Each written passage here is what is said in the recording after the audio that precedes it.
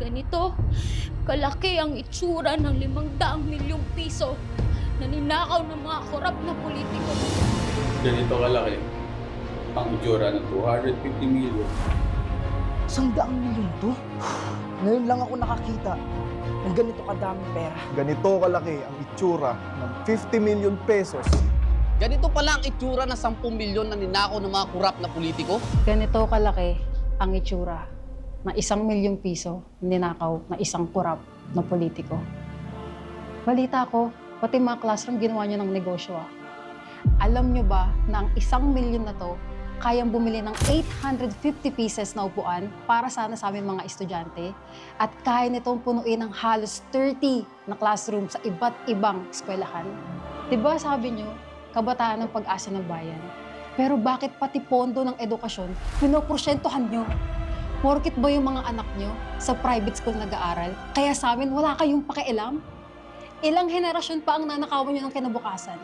Kung hindi kayo, sino ang tutulong sa amin mga estudyante na magkaroon ng magandang edukasyon? Kung hindi kayo, sino? Sino ang tutulong sa amin para magkaroon ng magandang edukasyon? Karapatan namin to eh. Pero bakit pilit niyo pinagkakait? Etong pera na to, pwede sana magamit sa maayos at magandang sistema to eh. Pero hindi ito nangyari dahil ito'y binulsa at ninakaw. Putang ina! Ganito pala ang itsura ng 10 milyon na ninakaw ng mga kurap na politiko? Sa 10 milyon na to, kung napunta lang to sa amin, kaya sana na itong bumili ng libu-libong sako ng binhi at pataba para sa aming mga magsasaka.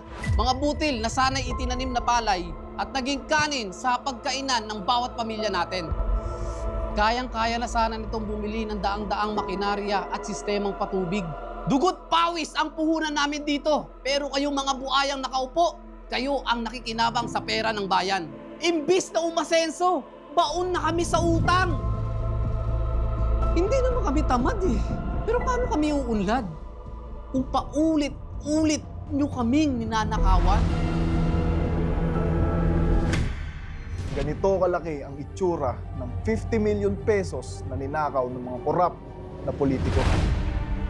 Kahit magtrabaho ako ng 10 taon na puro overtime, hindi ko kikitain to eh. Pero kayo, kayang-kaya niyong ibulsa to? Nakakapagod na ang putang inang sistema dito sa Pilipinas. Kahit anong sikap ko, kulang pa rin ang sahod para sa pamilya ko. Alam mo kung ano pa yung masakit? Yung buwis na kinakaltas sa